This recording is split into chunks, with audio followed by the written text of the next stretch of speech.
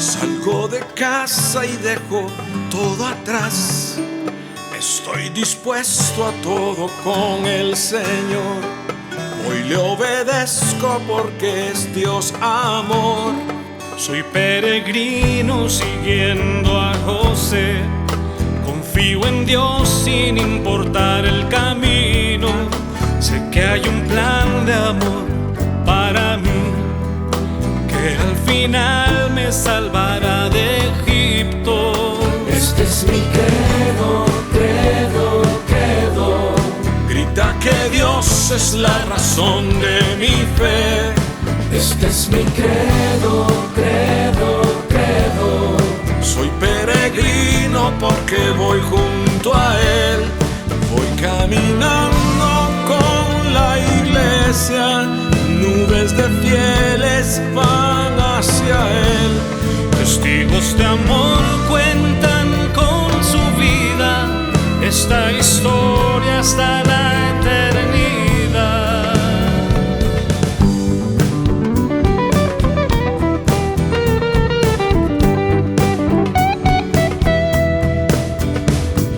Credo, credo, credo.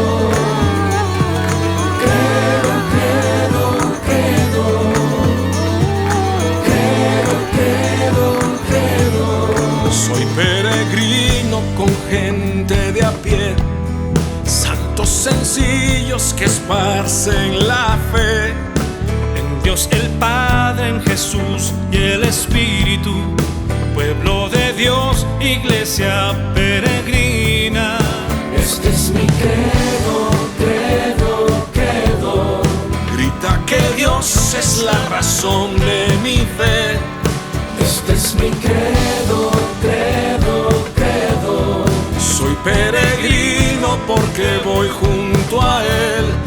Voy caminando con la iglesia. Sé bien en quién creo con toda certeza. Unido al canto de María, los apóstoles proclamo la fe. Credo, credo, credo. Credo, credo, credo. Credo, credo, credo.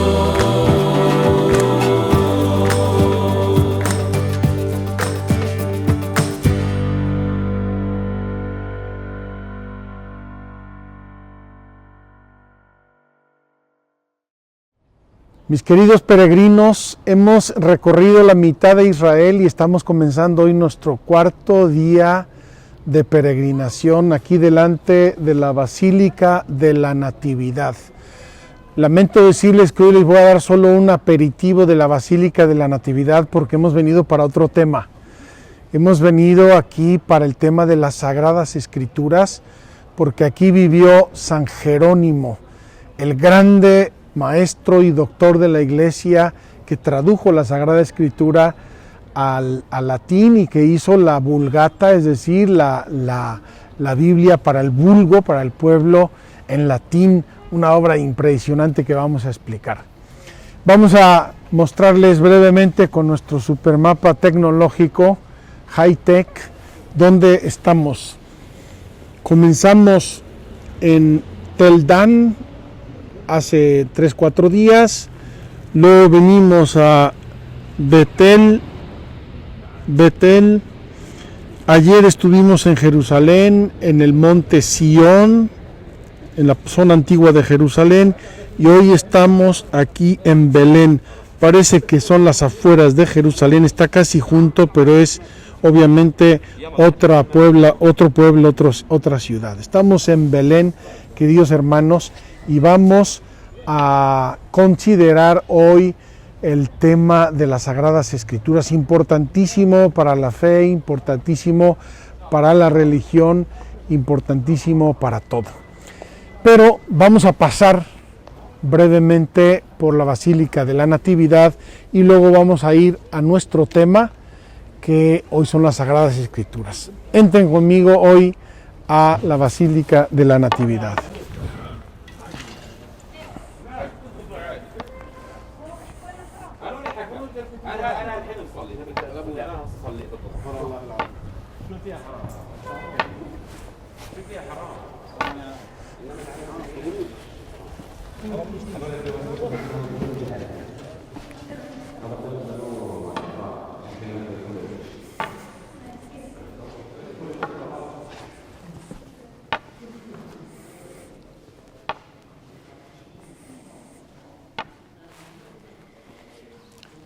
Queridos hermanos, estamos en el templo cristiano más antiguo del mundo, la Basílica de la Natividad, construida nada más y nada menos que en tiempos de Constantino por orden de Santa Elena, la emperatriz. Y vamos a pasar literalmente por la Basílica de la Natividad un momentito para ir a nuestro tema, pero volveremos.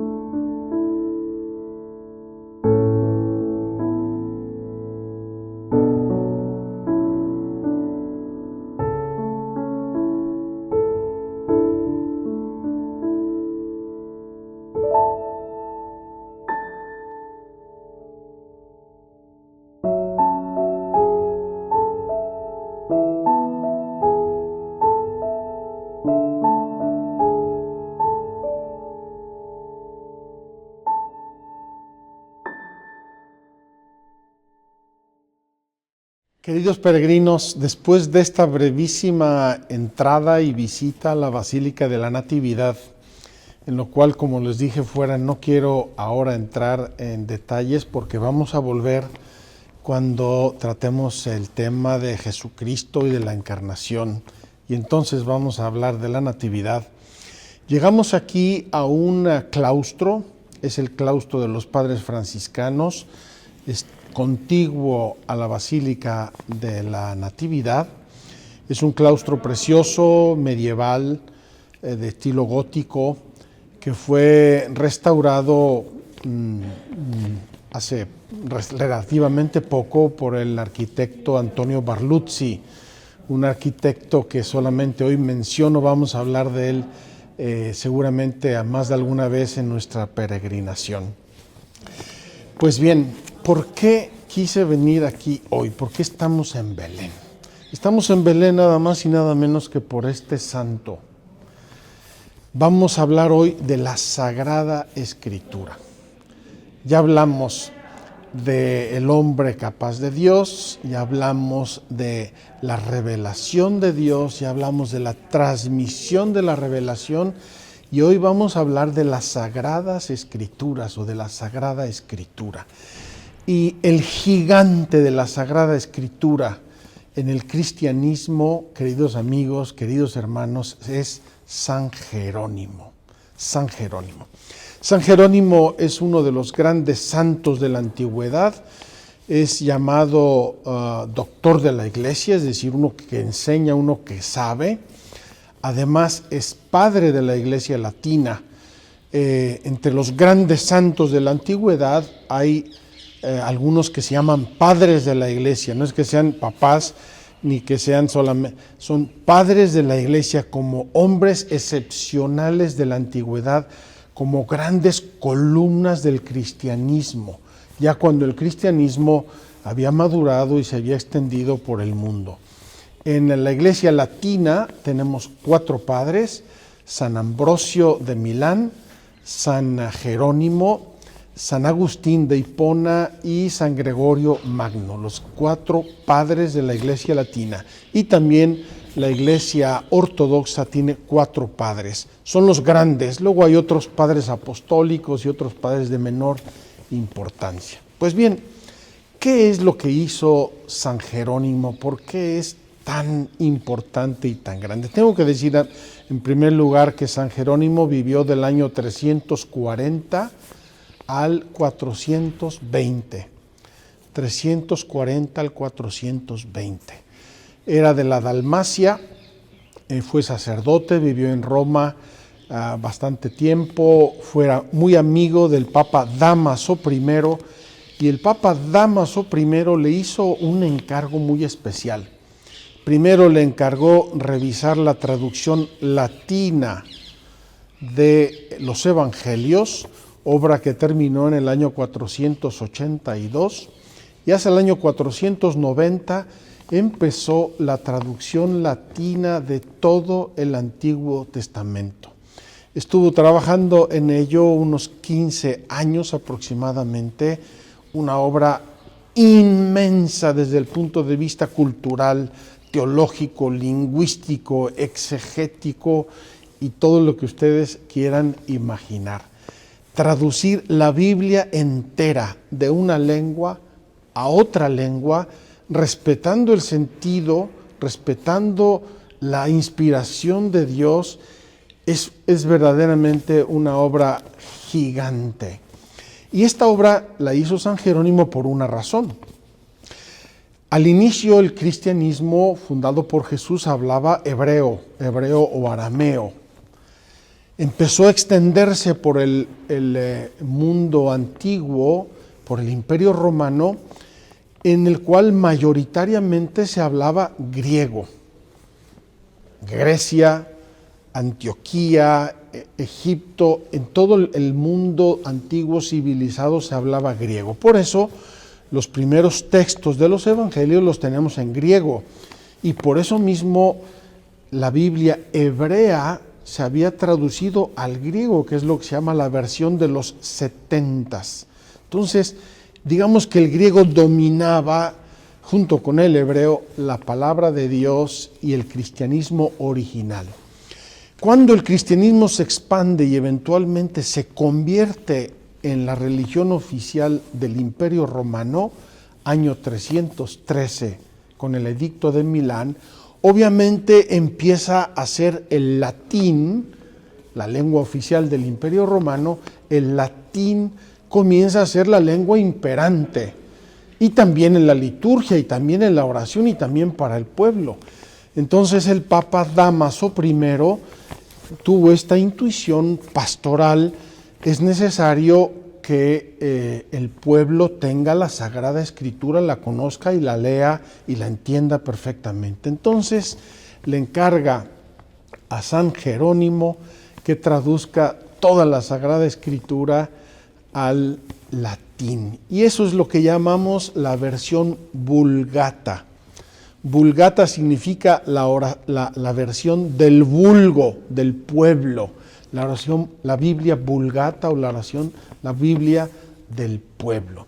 Esta Biblia la va a usar la Iglesia Católica pacíficamente durante más de 1000 años, hasta que en el Concilio de Trento, en el año 1546, la Iglesia, el Concilio de Trento, toda la Iglesia decide: esta va a ser la versión oficial de la Iglesia Católica. Y establece también lo que se llama el canon, del cual les voy a hablar enseguida. 1546. La Vulgata, es decir, la traducción que San Jerónimo hizo aquí en Belén de la Biblia griega o hebrea al latín, es la versión oficial de la Iglesia Católica. Esa versión oficial de la Iglesia Católica llegó, digamos, al inicio del siglo XIX, cuando empezaron a multiplicarse los estudios bíblicos con ciencias modernas, y tuvo una revisión importante para ajustarla todavía más a las lenguas originales: el hebreo, el arameo, donde se conocía el siríaco, que fue una de las primeras lenguas bíblicas. Y así el Papa Juan Pablo II, en el año 1979, promulgó la revisión de la Vulgata, o la Nova Vulgata, la nueva versión de la Vulgata. Bien, esto es sobre San Jerónimo, sobre la Vulgata, sobre las escrituras, porque estamos hablando de traducción del libro de escrituras, de la palabra de Dios, de la revelación de Dios.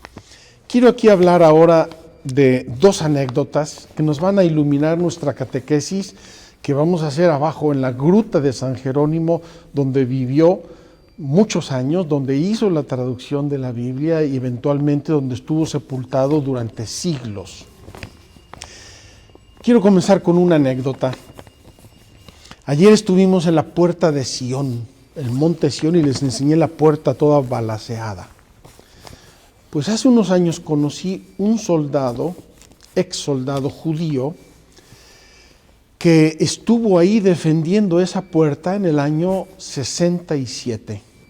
Estaba un grupo de soldados, año 1967, cayó una bomba y salieron volando varios de ellos, imagínense, un bombazo.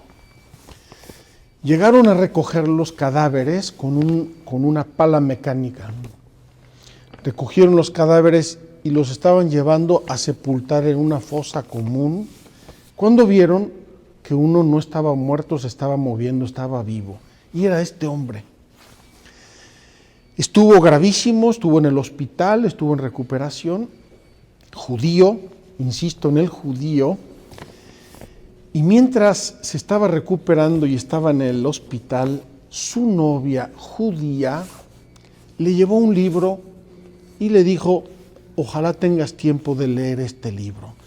Y le dejó el Nuevo Testamento. Queridos hermanos, me emociona nada más de pensar lo que les voy a decir. Me dijo: padre, estaba en el hospital, ya estaba yo bastante recuperado. Tomé el Evangelio en mi mano y no pude parar de leerlo hasta que lo terminé del inicio a fin.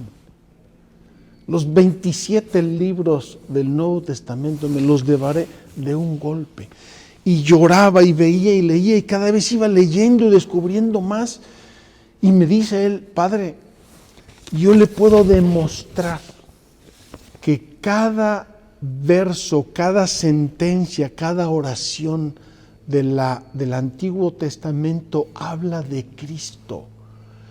Todo el Antiguo Testamento es una preparación, son imágenes, son símbolos, son tipos que se va a cumplir en Cristo. Y me lo decía el hombre emocionado, llorando. Todo el Antiguo Testamento, cada frase, le puedo demostrar que habla de Cristo, prepara la venida de Cristo. Queridos hermanos, esta es la belleza, la armonía, la grandeza del misterio de la revelación de Dios, que como hemos ya venido diciendo, se prepara en el Antiguo Testamento, se va como amaneciendo hasta que llega el sol y se ve que es Cristo que nace aquí en Belén. Esa es la primera anécdota que les quería yo contar. La segunda anécdota tiene un poco de simpático y un poco de tragicómico, y lo voy a relacionar con una frase importantísima de San Jerónimo. Hubo en Estados Unidos, allá por los años 50, 60, un obispo americano llamado Fulton Sheen, un gran obispo y un gran predicador, famosísimo. Estaba cuando empezó la televisión y la radio, aparecía Fulton Sheen por todos lados, un gran predicador. Un día iba a viajar en un tren y se subió Fulton Sheen, se sentó en su lugar en el tren tranquilamente. Poco después llegó una señora muy elegante, muy encopetada, como decimos en México, y se sentó al lado de él. Y lo conocía, lo había visto, era un personaje famoso, Fulton Sheen. Entonces, empiezan la conversación de circunstancia. Buenos días, excelencia, buenos días, señora, buenos días, tal. Y le dijo la señora, es un grande honor para mí ir a su lado, sé que usted es una personalidad, etcétera, etcétera. Poco después, la señora, ya con un poco más de confianza, le dice, Monseñor, me voy a permitir decirle una cosa. Dígame, señora, yo soy atea. Espero que no le incomode que le diga yo que yo soy atea. No, señora, no me incomoda nada. Y entonces Fulton Sheen, repito, grande obispo, grande estudioso y grande predicador y además conocedor del corazón humano, le dice, señora, ¿usted es atea? Sí, soy atea. Supongo que usted ha leído todas las escrituras. Pues no las he leído. Supongo que usted ha leído los pensadores grandes, clásicos, griegos, los antiguos, los romanos. Pues no los he leído. ¿Y no ha leído usted a los santos padres? Pues no los he leído. ¿Habrá leído a Santo Tomás? Pues no los he leído. Entonces Fulton Sheen, educadamente, pero también con mucha claridad, le dijo, señora, me temo que usted no es atea. Usted es ignorante.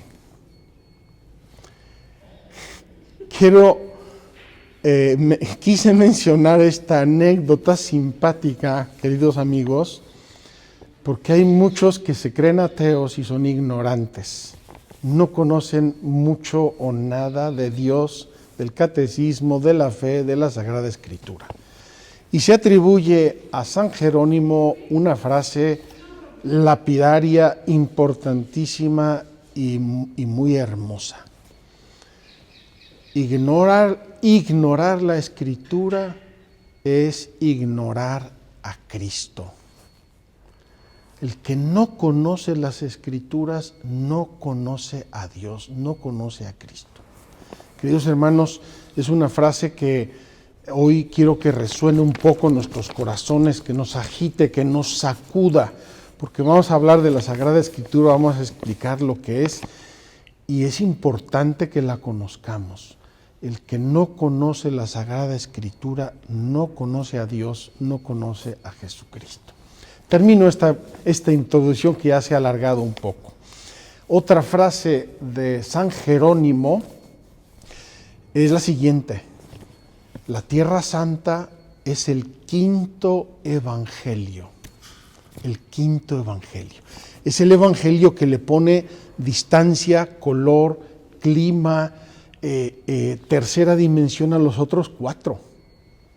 Queridos hermanos, cuando dice el evangelio Jesús subió al monte Tabor, si uno no conoce la Tierra Santa, ¿quién sabe en qué monte está pensando? Pues bien, la Tierra Santa, el quinto evangelio. A mí me encanta que en esta peregrinación de la fe, en esta peregrinación en que nos estamos tratando de sumergir en la palabra de Dios, bueno, ahora estamos apenas en introducciones, pero nos vamos a meter en la Biblia, en la palabra de Dios, en el evangelio, en la vida de la iglesia. También estamos recorriendo el quinto evangelio y espero que esto les ayude a su fe, les ayude a fortalecer, a iluminar, a ilustrar su camino de fe. Termino esta introducción, vamos ahora a dar 2 pasos y vamos a bajar a la gruta de San Jerónimo, donde vivió San Jerónimo durante muchos años y donde tradujo completita la Sagrada Escritura. Vengan conmigo. Mis queridos hermanos, vamos a hablar sobre la palabra de Dios, sobre la Sagrada Escritura. La Sagrada Escritura, la Biblia. Tengo aquí mi Biblia de Jerusalén que amo y tomo el Evangelio de San Juan, el inicio, el prólogo de San Juan. Nada más voy a leer el inicio. En el principio existía la palabra y la palabra estaba con Dios y la palabra era Dios. Ella estaba en el principio con Dios. Todo se hizo por ella y sin ella no se hizo nada de cuanto existe. En ella estaba la vida y la vida era la luz de los hombres. Y la luz brilla en las tinieblas y las tinieblas no lo recibieron. Queridos amigos, queridos hermanos, estamos con esta breve lectura metiendo nuestra mano y nuestro corazón en el centro, en el núcleo, en el origen y en la verdad de las Sagradas Escrituras. Las Sagradas Escrituras son la palabra de Dios, es la palabra expresada en palabras. La palabra, Cristo, el Verbo de Dios, expresado en palabras y palabras escritas.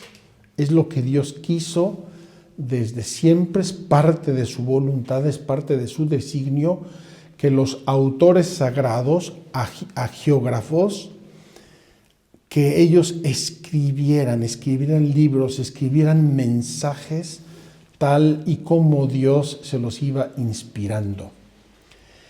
Ese conjunto de libros, esa obra de muy diversos autores y de muy diversos tiempos, tiene siempre como un autor común y único, el Espíritu Santo. El Espíritu Santo fue inspirando a los autores sagrados lo que tenían que escribir y cada uno de ellos fue escribiendo a su modo, en su tiempo, con su cultura, con su vocabulario, con su carácter, con su propia personalidad, con su propia experiencia. Entonces, la palabra escrita, expresada, explicitada para nosotros en palabras. Vamos a tomar el catecismo y vamos a dejar aquí nuestra Biblia. Miren qué simbólico, sobre la tumba de San Jerónimo, nuestra Biblia, la Biblia que él tradujo con tanto esfuerzo, con tanto amor, con tanta dedicación para todos y cada uno de nosotros. Hoy nos toca en el catecismo los números 101 al 141. Yo voy a sintetizar un poco la explicación, les digo los números para que ustedes puedan volver, leer, completar, analizar, repasar. ¿Qué nos dice hoy el catecismo? Primer apartado, Cristo, palabra única de la Sagrada Escritura. Ya lo leímos, Cristo es la palabra, el Logos, que Dios nuestro Señor va a pedir a una serie de autores sagrados durante el tiempo que vayan escribiendo mensajes. ¿Qué es lo importante, queridos amigos, y qué es lo que le da valor a esto? ¿Que es una colección de escritos antiguos? No. ¿Que todos juntos alguien los puso hace muchísimos años? Tampoco. El valor de estas escrituras, repito, de autores tan dispares y tan distintos, está en un hecho, en que todos estos autores fueron inspirados por Dios. Y cuando digo esto, no pienso en la inspiración que uno dice, ay, qué inspirado me levanté hoy, y te suelta un verso o una frase romántica. Cuando hablamos de inspiración, hablando de la Sagrada Escritura, hablamos de esa luz y de ese movimiento que el Espíritu Santo hizo en algunas personas para recoger mensajes, escribirlos, entenderlos, escucharlos y transmitírnoslos como escritos, como palabra de Dios. Queridos hermanos, cuando leemos a Isaías o Jeremías o Crónicas o Proverbios o Génesis, al final decimos siempre la misma frase: palabra de Dios. No decimos palabra de Jeremías, decimos palabra de Dios. Y el concepto clave es la inspiración. Es un término técnico. Hablando de la Biblia, es ese movimiento del Espíritu Santo, esa inspiración del Espíritu Santo para que los autores sagrados nos refirieran el mensaje que Dios quería que nos refiriera. Hace poco en una de mis homilías mencioné una expresión que escuché por Navidades preciosa. La liturgia de la palabra que cada día escuchamos en la misa es una carta del amor de Dios escrita a nosotros. ¿Por qué? Porque todo lo que nos transmite la liturgia de la palabra es todo palabra de Dios, transmitida, como digo, a través de los autores sagrados. Dice el catecismo: Dios ha inspirado a los autores humanos de los libros sagrados. Son personas normales, normalísimas, que de repente Dios escoge para que transmitan una partecita del mensaje. Los libros inspirados nos enseñan la verdad. Cuando todo lo que afirman los autores inspirados lo afirma el Espíritu Santo, se sigue que los libros sagrados enseñan sólidamente, fielmente y sin error la verdad que Dios hizo consignar en dichos libros para nuestra salvación. Es importantísimo este término, inspiración, y luego sin error. Es un término que antes nos enseñaban como inerrancia. La Biblia tiene este carácter de inerrancia, no tiene errores. Y quiero aquí hacer una aclaración importante. La Biblia, como palabra humana, puede ser que tenga errores. Por ejemplo, ahora me viene un ejemplo que nos decían en las clases de Sagrada Escritura. La Biblia dice que los conejos son rumiantes y los conejos no son rumiantes. Pero tenemos que entender esto. La Biblia no es un libro de zoología. Entonces puede tener un errorcillo ahí diciendo que los conejos son rumiantes, como si hubiera dicho que eran reptiles. No importa. El mensaje que no tiene error es el mensaje de Dios, es el mensaje de salvación. Quede esto bien claro.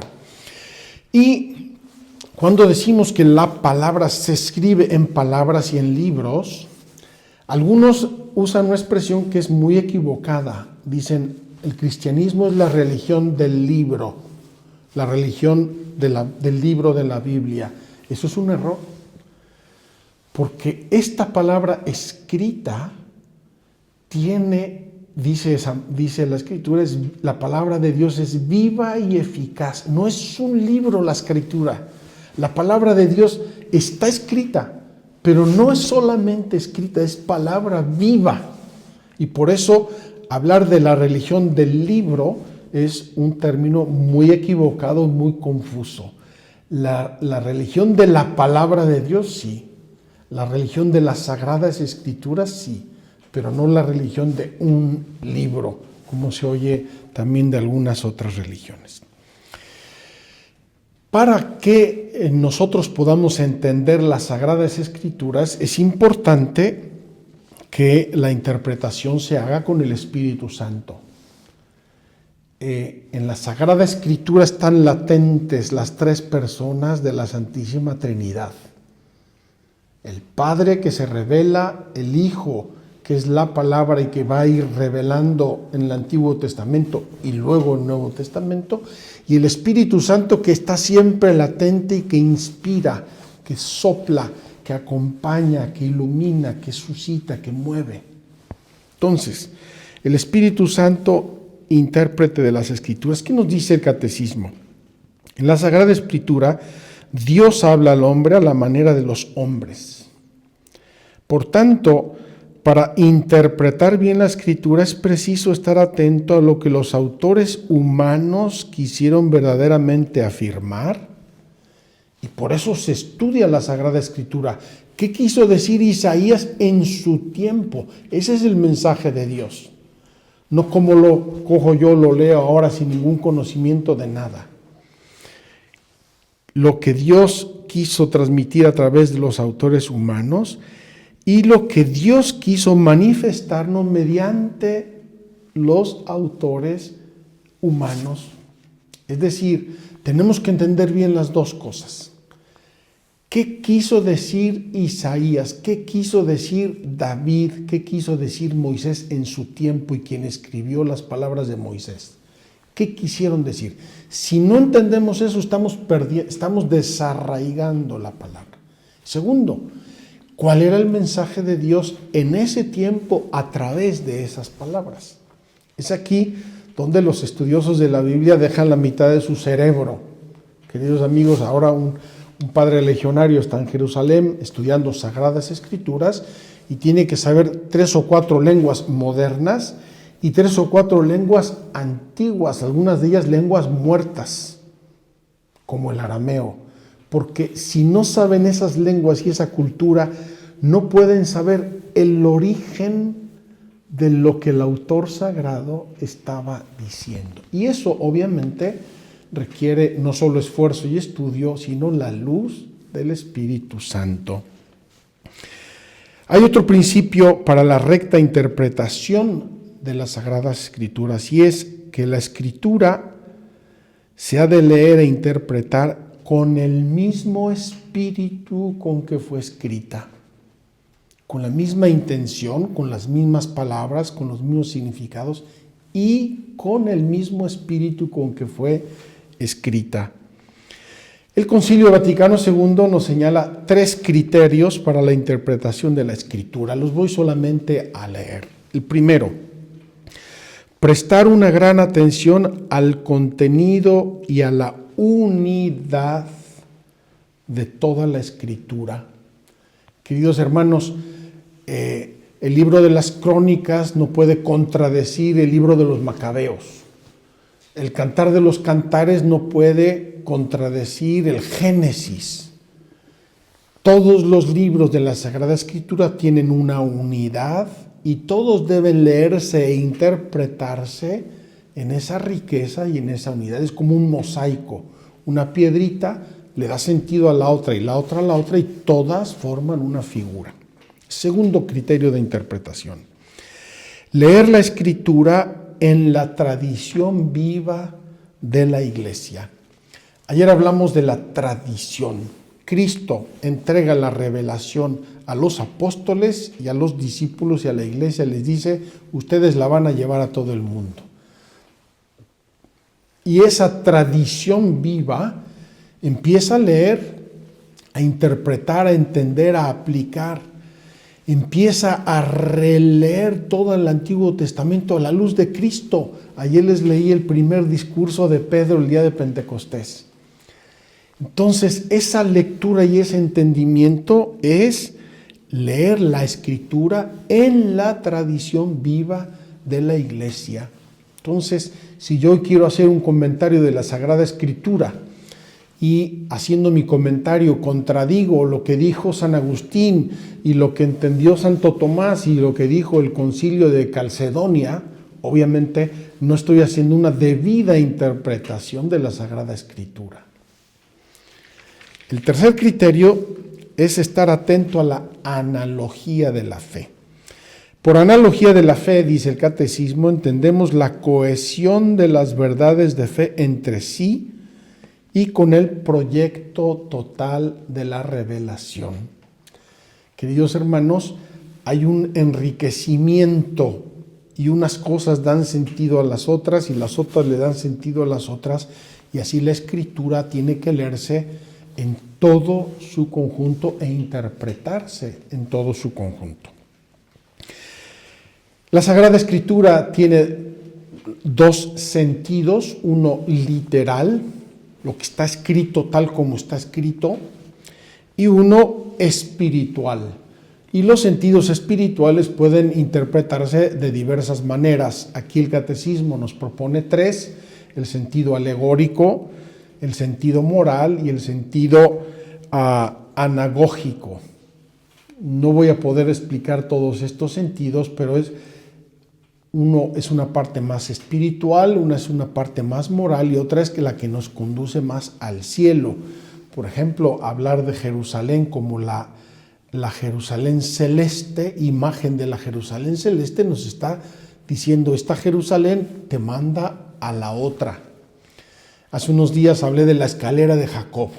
Según una tradición, esa escalera era de madera y esa madera empezaba ya a significar la cruz de Cristo. Estamos en Belén, queridos amigos. El pesebre de Belén, pesebre de madera, es un símbolo de la cruz. Cristo nace y lo pone en un pesebre de madera. Están ya simbolizando la cruz. Entonces, ahí vemos un poco las interpretaciones, los sentidos que se encuentran en la Sagrada Escritura. Voy a hablar del canon. Miren, la Biblia completa, es decir, Antiguo Testamento y Nuevo Testamento, tiene 46 libros el Antiguo Testamento y 27 libros el Nuevo Testamento. Y cuando se hicieron las Biblias, hace 2000 años o 3000 o 2500, depende cada uno de los libros, había otros libros paralelos muy bonitos y muy interesantes y muy edificantes. Pero la tradición de la Iglesia, es decir, toda la Iglesia junta, pastores y fieles, en oración, en el camino de la Iglesia, en el estudio, en la deliberación y guiados por el Espíritu Santo, dicen: muy bien, este libro es muy bonito, pero no es palabra de Dios. Entonces, la tradición viva de la Iglesia delibera y dice: estos libros sí son palabra de Dios. Y estos otros libros son libros muy buenos, pero no son palabra de Dios. Ustedes han oído escuchar de los evangelios apócrifos. Pues muy bien, cuando se escribieron los evangelios de Marcos, Mateo, Lucas y Juan, en ese tiempo se escribieron otros evangelios, los así llamados apócrifos. Es decir, eran escritos de ese tiempo muy bonitos, simpáticos, edificantes, todo lo que ustedes quieran, pero que la tradición viva de la Iglesia con los apóstoles en la cabeza y Pedro en la cabeza dijeron, estos libros no son palabra de Dios, no gozan de la inspiración del Espíritu Santo porque a lo mejor contradicen la Sagrada Escritura en algún aspecto o inventan cosas fantasiosas o lo que ustedes quieran. Los evangelios apócrifos, por ejemplo, inventan muchas historias edificantes sobre la infancia y la adolescencia de Jesús. Es bonito, es edificante, pero no es palabra de Dios. No nos revela exactamente lo que Dios quiso revelarnos a través de los evangelistas. Es importantísimo considerar también que el Antiguo y el Nuevo Testamento tienen una unidad completa. En el Antiguo Testamento está como latente el Nuevo. Y en el Nuevo Testamento se descubre el Antiguo. ¿Por qué? Porque el Antiguo Testamento, los autores sagrados del Antiguo Testamento van preparando el Nuevo Testamento. Y el Nuevo Testamento, los evangelios, las cartas de los apóstoles, los hechos de los apóstoles, la carta a los hebreos, el Apocalipsis, se refieren constantemente al Antiguo Testamento diciendo, mira, eso que dijo el profeta Jeremías, aquí se cumple. Eso que dice, aquí se cumple. Ya vieron lo que se dijo, aquí está. Entonces hay una interrelación, un enriquecimiento de sentidos entre el Antiguo y el Nuevo Testamento.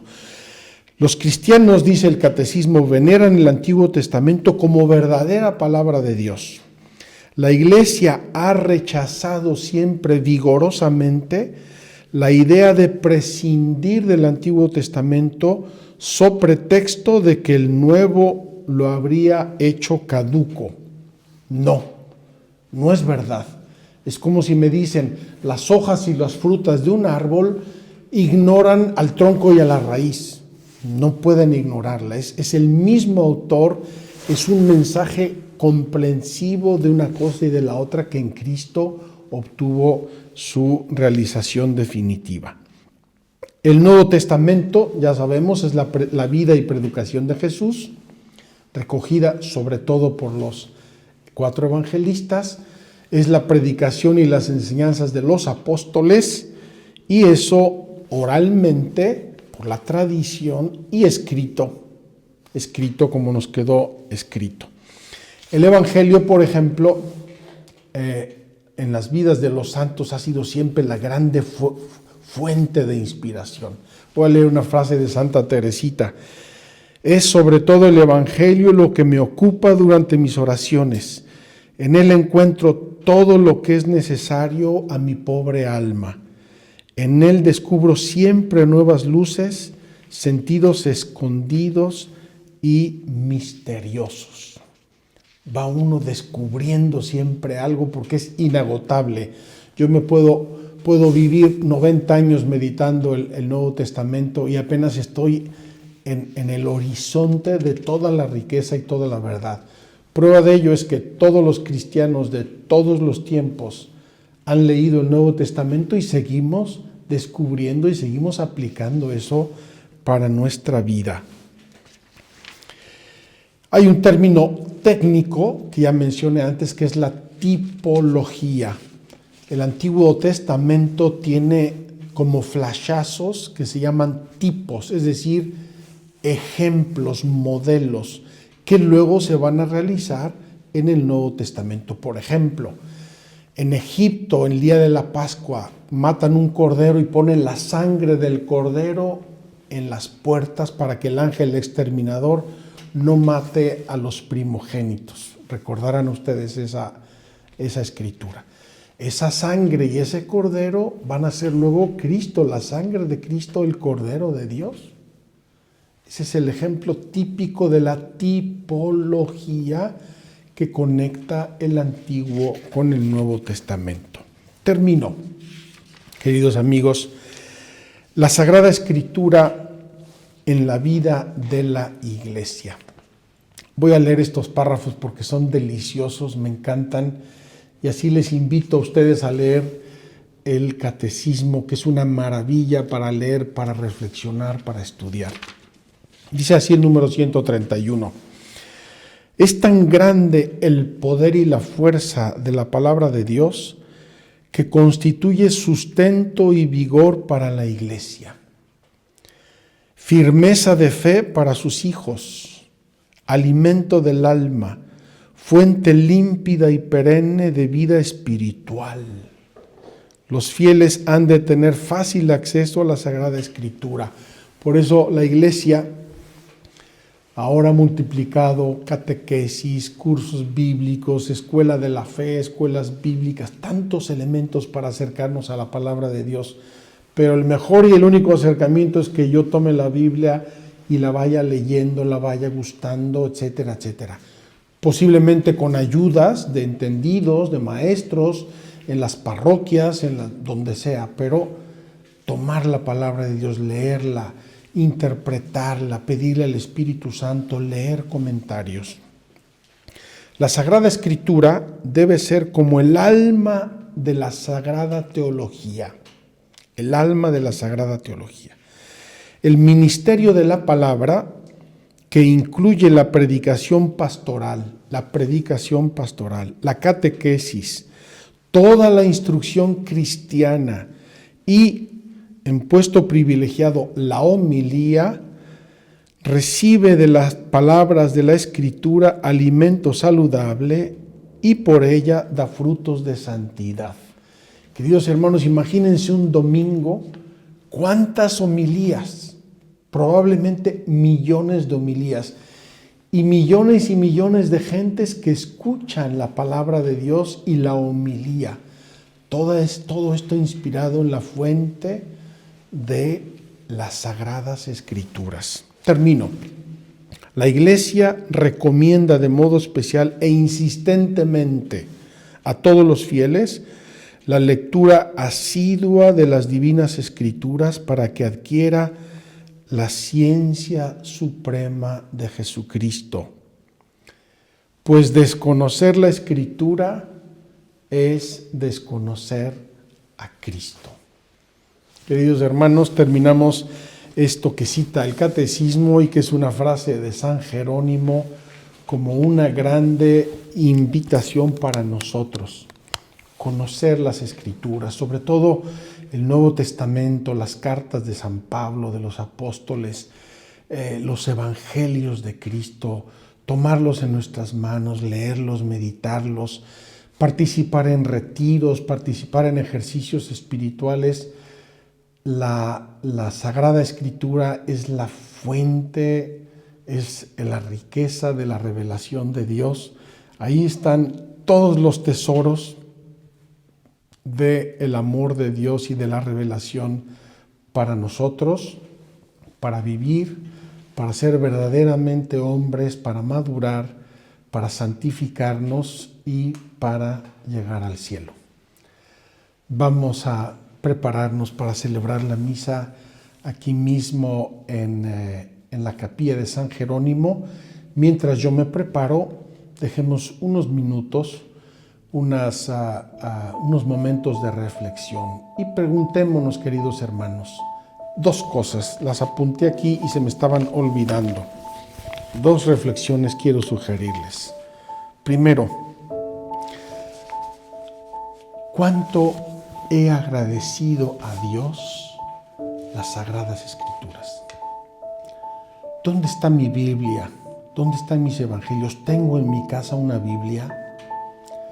¿Tengo la palabra de Dios cerca a la vista? ¿Beso mi Biblia? ¿Beso mis evangelios? Y segundo, entre todas las palabras que escucho, ¿cuánta atención le pongo a la palabra de Dios? Queridos hermanos, todas las palabras que escuchamos son como una lluvia que entra en nuestra alma. Toda palabra que entra por mis oídos entra en mi alma y me hace bien o me hace mal. ¿Cuánto tiempo dedico a palabras bonitas, cariñosas? ¿Cuánto tiempo dedico a palabras violentas, a palabras obscenas? ¿Cuánto tiempo dedico a palabras útiles y edificantes? ¿Y cuánto tiempo dedico a la palabra de Dios? Si hiciéramos unos porcentajes de estas palabras que entran por mis oídos, podríamos hacer un balance de qué tengo en mi corazón. Ojalá que dediquemos más tiempo, más atención y más amor a la palabra de Dios. Nuestra fe crecería cada día más.